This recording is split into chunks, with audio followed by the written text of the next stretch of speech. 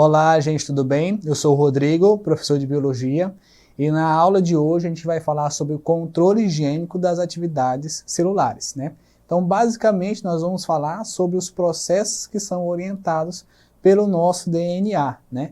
Das expressões gênicas, né? Do que é aquilo que o DNA traz de informação para nós seres vivos, tudo bem? Para nós seres vivos.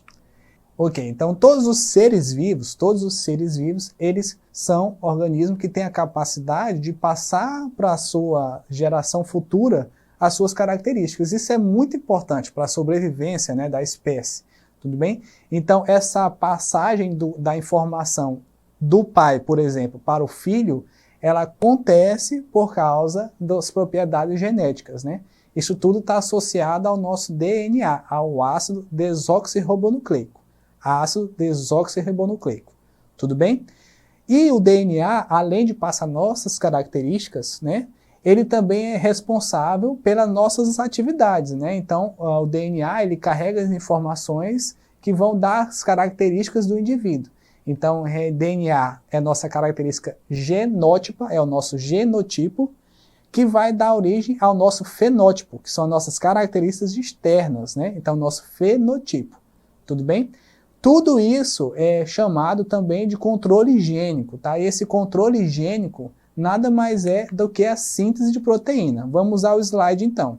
Então todos os seres vivos eles vão ter o seu DNA, seus cromossomos, seus genes, e esse conjunto de informações genéticas ele vai dar origem às características da espécie, tudo bem? E isso ao longo da evolução foi se aprimorando, cada espécie foi desenvolvendo suas características, né, destacando que tudo isso foi orientado por base no DNA. Então, por exemplo, o que diferencia uma espécie da outra é a sua característica genética, além, é lógico, de a sua diferença física, enfim, mas a gente não vê isso em todas as espécies, tudo bem?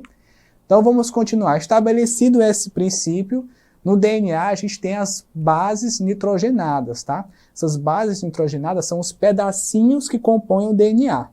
Basicamente nós temos a adenina, a guanina, a timina e a citosina.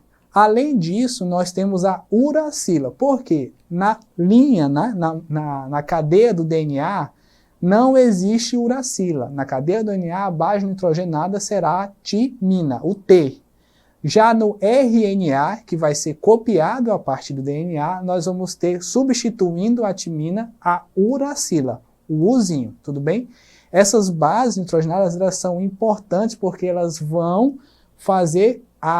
dar origem, elas vão ser como se fosse, né, o molde para se formar uma proteína. Depois essa proteína, ela vai, depois nesse processo, dar origem a uma característica, tudo bem? Então vamos lembrar as bases nitrogenadas, adenina, guanina, citosina, timina e no caso do RNA a gente vai substituir a timina, o Tzinho, pela uracila, tá? Então o controle metabólico ele é exercido por essas proteínas produzidas a partir do RNA que é copiado do DNA. A gente sabe que existem processos também importantes junto com o DNA, principalmente na divisão celular, nós temos a duplicação do DNA, tá? No processo de divisão, mas nesse caso, na aula de hoje, a gente vai ver especificamente a síntese proteica. E para a síntese proteica, a gente tem dois processos, tá? Esses processos são a transcrição, que é a cópia do DNA, é onde o DNA é aberto e copiado, o molde é gerado, e depois a tradução, que é o momento que esse RNA copiado do DNA vai dar origem, né, vai orientar os ribossomos, ele vai orientar os ribossomos na produção da proteína, tudo bem? Vamos à imagem então. Aqui a gente tem na primeira parte o DNA, né, cadeia dupla com as suas bases nitrogenadas ligadas, enfim. Depois, no processo de transcrição, a gente vai ter origem ao RNA mensageiro. É esse RNA mensageiro que é a cópia do DNA. Ele vai ser transcrito, por isso transcrição, a partir do DNA. Depois vai acontecer a tradução, e eu vou entrar um outro RNA muito importante, que é o transportador. É quem vai pegar o aminoácido que é a molécula que vai dar base às proteínas, né? O aminoácido são as partes da proteína, vai pegar o aminoácido e vai juntar formando a proteína. Lembrando que, muito importante, o processo de transcrição, a cópia do DNA, ela acontece no núcleo celular. O processo de tradução já acontece na parte do citoplasma, né? Então, a transcrição depende do ribossomo, né? Um ribossomo que tem origem, né, do RNA o ribossomo, né, que é muito importante nesse processo de síntese da proteína, ele vai se acoplar ao RNA, né, que vai ser gerado da transcrição e vai dar origem, então, à proteína no resultado final, tá?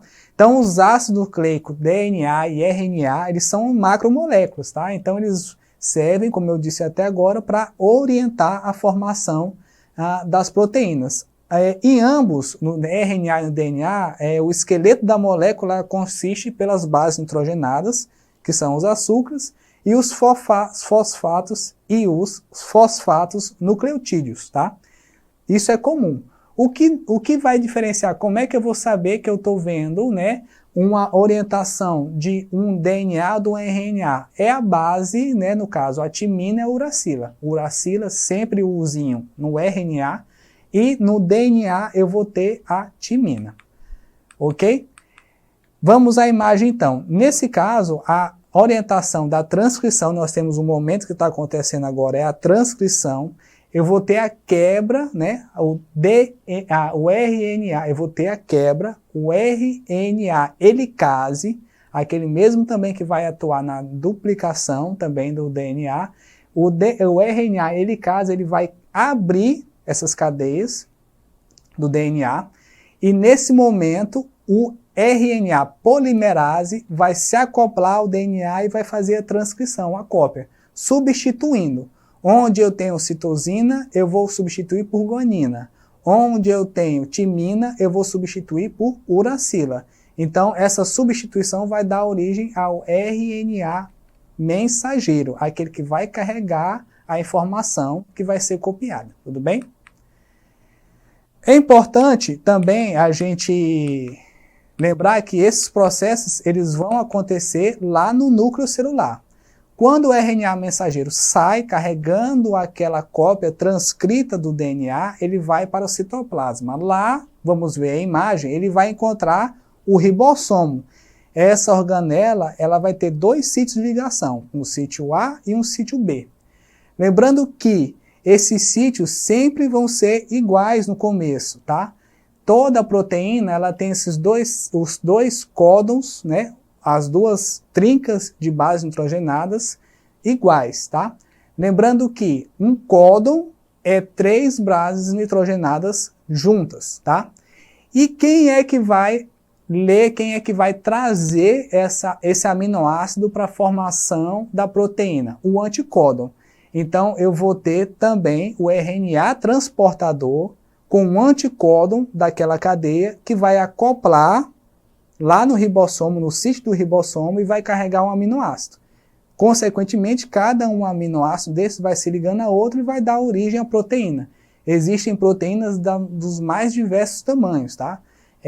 Então, no estudo da síntese proteica, você tem que saber que cada trinca dessa de bases vai dar origem, né, a um aminoácido. Então, eu vou ter o códon lá no RNA mensageiro, e eu vou ter o anticódon lá no RNA transportador. O RNA transportador traz esse aminoácido para se ligar lá à cadeia do RNA mensageiro no ribossomo, e aí essa síntese vai acontecendo, até chegar o final da produção, que é sinalizado também por uma base nitrogenada. Tudo bem?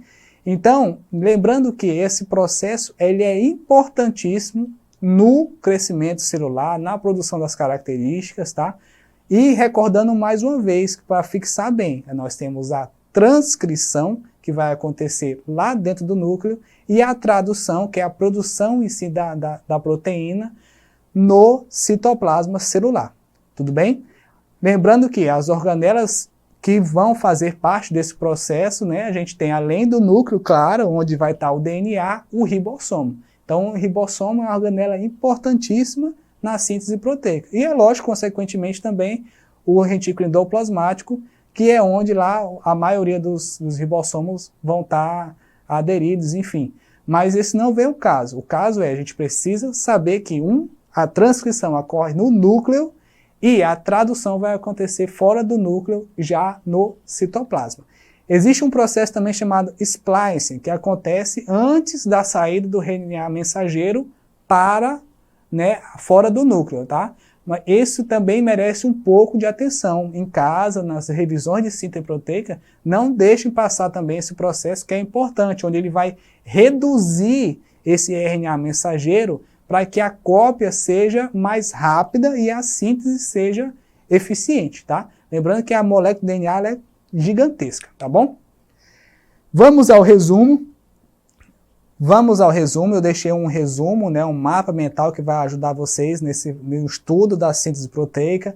Lembrando que, né, os conteúdos de biologia que a gente aborda aqui, eles precisam ser revisados, vistos, tem sites, canais, outras pessoas, os conteúdos que os professores oferecem. Você pode acessar a nossa aula lá na plataforma do Eduque, da Secretaria de Educação, para estar sempre revisando essa aula e usando outros materiais, né? A gente tem pouco tempo para estar abordando um tema que é muito interessante. A síntese proteica é muito importante para a compreensão do metabolismo celular e das coisas que vão dar origem à vida e aos seres vivos e suas características, tá? Vamos ao exercício, então. Um fabricante afirma que um produto disponível comercialmente possui DNA vegetal, elemento que proporcionaria melhor hidratação dos cabelos. Sobre as características químicas, né, é correto afirmar que esse DNA desse produto que o fabricante está oferecendo, ele poderia ser de qualquer espécie, ele poderia ser só de origem vegetal, ele poderia ser de uma bactéria, ele poderia ser dos animais, né, que são encontrados sempre envolvendo algum tipo de absorção, ou das características básicas do hidratante, né, da eficiência do hidratante, ou das características básicas da eficiência do hidratante. Então, nesse caso, a gente tem a alternativa A. Ele poderia ter qualquer origem de DNA, né, desde que esse DNA fosse compatível, né, ao uso comercial. Vamos ao próximo exercício. A produção de uma proteína é processada basicamente em duas fases, como a gente viu. Observando o esquema abaixo, encontre a alternativa, você vai indicar. Se eu tenho o gene, que vai ser a parte que vai ser codificada do DNA, né? Vai dar origem ao RNA. O RNA é a proteína. O que eu vou ter? Eu vou ter, então, o primeiro processo, a transcrição, e o segundo processo, a tradução. Nesse sentido, a alternativa B, transcrição e tradução, são as alternativas, tá? Quero agradecer, né, a aula de hoje. Espero que vocês fiquem bem, acessem a aula na plataforma da Secretaria de Educação, no Eduque, né? E fiquem bem, se cuidem, revisem esse conteúdo, usem outras ferramentas também, né? A gente tem pouco tempo para trabalhar esse conteúdo. Aqui é só um lembrete para ajudar vocês nos estudos, tá? Então, um forte abraço, tchau, tchau.